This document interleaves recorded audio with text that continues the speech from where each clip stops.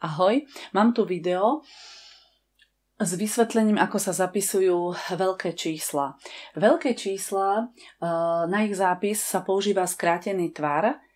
Poučka hovorí, že tvar má byť A krát 10 na n tu. Pričom to číslo A môže byť väčšie alebo rovné 1 a zároveň menšie ako 10 a n je z množiny prírodzených čísel. Keď toto poviem žiakom, tak si myslia, že je koniec. Že toto nebude nikto ovládať a nakoniec zistia, že je to ľahké a naučí sa to každý jeden zapisovať. Takže poďme sa bližšie pozrieť, o čo ide. Veľké čísla sa používajú pri určovaní vzdialenosti vo vesmíre.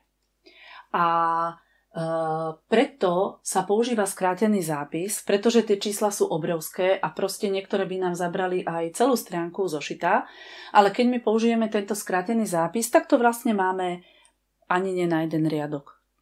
Takže poďme sa pozrieť, že ako vlastne sa zapisujú v tom skrátenom zápise.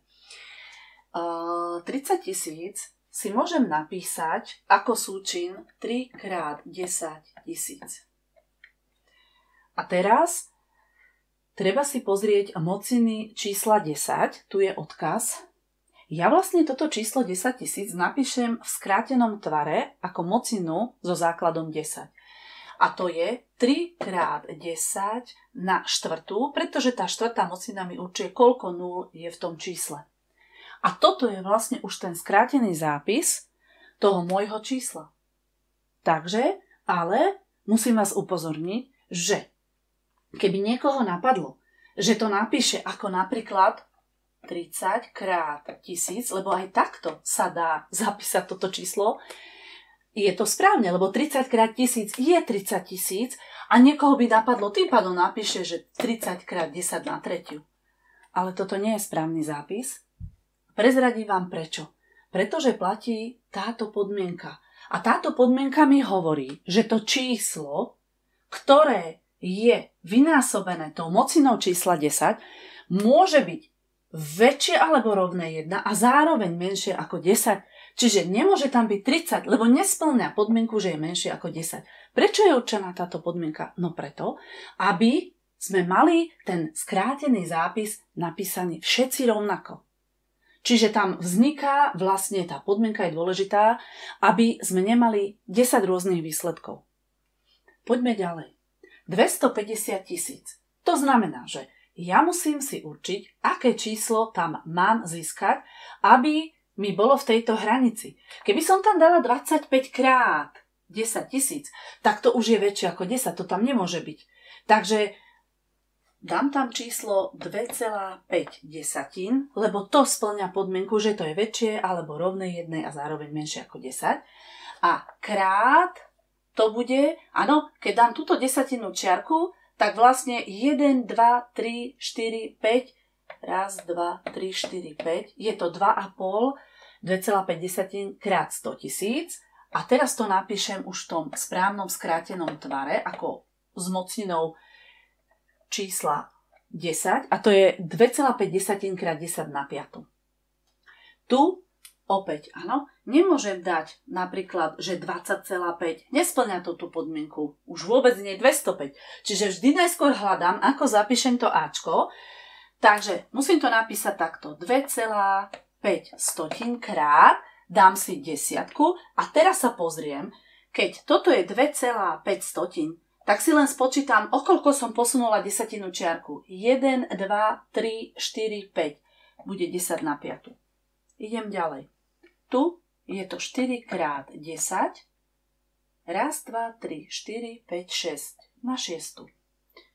Tu bude to 5,242, lebo nesmiem vynechať žiadnu číslicu, ktorá je nenulová. Keď tu je desatina čiarka, tak spočítam 1, 2, 3, 4, 5, 6, 7. Na 7. 526,8 bude to 5,268 krát 10. A teraz pozor pri desatinných číslach, lebo tu mám desatinu čiarku a posunie sa mi do pôvodnej o 2 miesta, čiže to bude 10 na druhu. Tu samozrejme počítam od desatinej čiarky po koniec čísla, lebo celé číslo má desatinu čiarku na konci.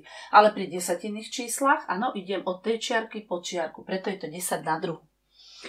Teraz ja musím vedieť nielen zapísať veľké čísla v skrátenom tvare, ale musím chápať aj opačný proces.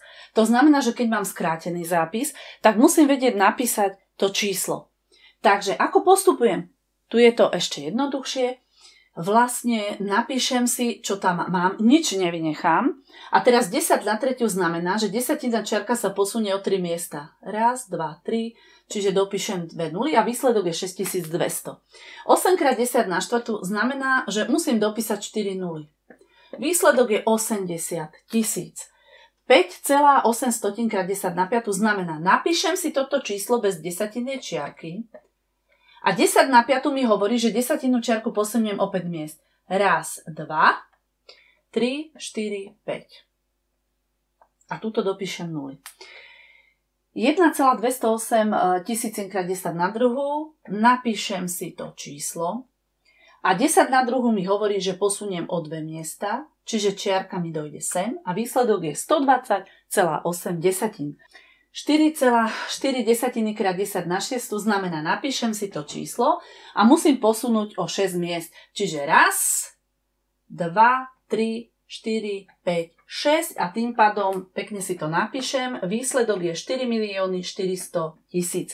Posledný príklad, opäť opíšem číslo bez desatinej čiarky a 10 na tretiu mi hovorí, že posuniem o 3 miesta, čiže výsledok je 4283. Čiže na záver len poviem, že tá mocina, čiže exponent, ktorý je nad tou desiatkou, je z množiny prírodzených čísel, to sú čísla celé kladné. A druhá podmienka, ktorá musí byť zachovaná, je, že to číslo pred tou mocinou čísla 10 musí byť v rozmedzí, kedy to číslo je väčšie alebo rovné 1, alebo je menšie ako 10.